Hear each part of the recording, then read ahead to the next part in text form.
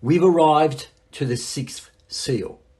We've seen so far that as the slaughtered lamb takes the seals off one by one off the scroll, we have seen demonic, satanic, destructive activity at work in the cosmic war on earth between good and evil. They do not describe divine retribution, which is what basically the whole Christian church says, and have turned God into this violent deity. And that's why I've made this series of teachings, to correct this terrible view of God, disgusting view of God. This point is really loud and clear in the opening of the fifth seal. When the souls under the altar, those who have died for Jesus, cry out to God, "Sovereign Lord, holy and true, when are you going to do something on your throne about all this evil that's come upon us and killed us?" Boom, there it is. Slam dunk. They are saying, God, you seem to be doing nothing in the opening of the seals. That by default discounts him as the agent of violence. He says, God, when are you going to do something? Well, it looks like he's been doing nothing, either good or bad. Now, the one who is seated on the throne and judging responds. First, he says, wait, there are more deaths to come. Just wait there, watch this thing play out.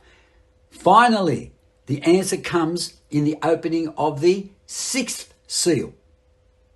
The wrath of God will come upon the persecutors who were responsible for the blood and guts in the first 5 seals. Let's turn to the sixth seal. Let's have a look at this very carefully, because it is greatly misunderstood by the Christian church. Revelation 6, 12 to 17, English Standard Version says this: "And when the slaughtered lamb, he, opened the sixth seal, I looked, and behold, there was a great earthquake, and the sun became black as sackcloth. The full moon became like blood, and the stars of the sky fell to earth." The cosmos is coming undone, right?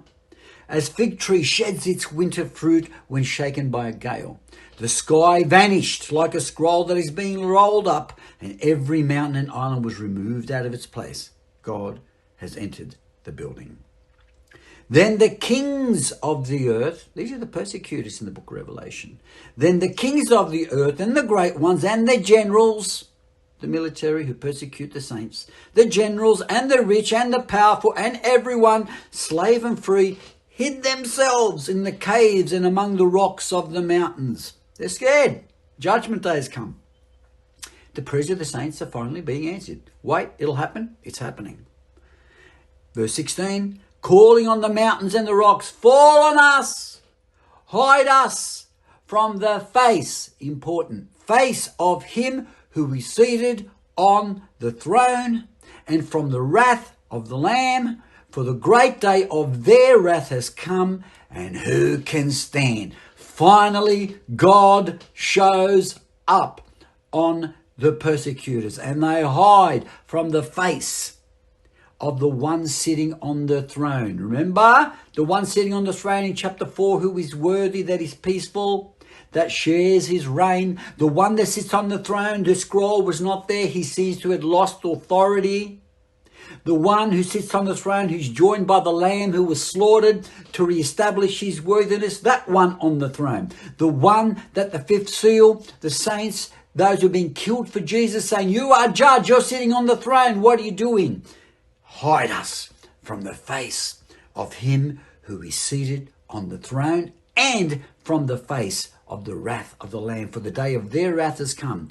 The throne comes into focus right at the end when they see Jesus come back. And it says here they see the face of Jesus and the Father. It's their wrath.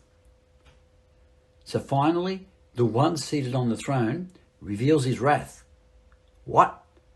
What happened to the peaceful God, the one who shares his throne, the one who'd rather be slaughtered than show force? Is he going to come back now and going to show force to people?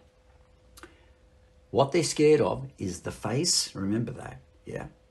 And that's connected with the wrath. Hide us from the face of the one sitting on the throne and from the wrath of the Lamb, for the day of their wrath has come, and who can stand? So it looks like God is violent. Not so fast. Here we have a phrase used by John, the wrath of God. What does that mean? Is that literal? Revelation 1:1, I've already pointed it out. The whole book is symbolic. Yeah? They're calling for rocks and mountains to fall on them. This is all symbolic language. The whole book is symbolic for that matter. What does the phrase wrath of God mean in the Bible as a whole and in the book of Revelation in particular? Does the wrath of God in the Bible describe God violently assaulting human beings? How does God show his wrath? When he shows and pours out his wrath, what is he doing? Is he literally assaulting people with supernatural violence on planet Earth? We know the phrase, we know what it says, the wrath of God, but what does it mean? This is the first time the phrase wrath of God appears. And it's coming from the one who had his worthiness questioned. And now, bang, the wrath of God comes from that throne and from Jesus, who was slaughtered. We know the phrase, we know what it says, the wrath of God. But what does it mean in this symbolic book? What we're going to do next time is we're going to look at the wrath of God in the Bible, because this phrase has a rich history in the Old Testament and the New Testament. And we are going to see that the wrath of God does not describe violence on the part of God.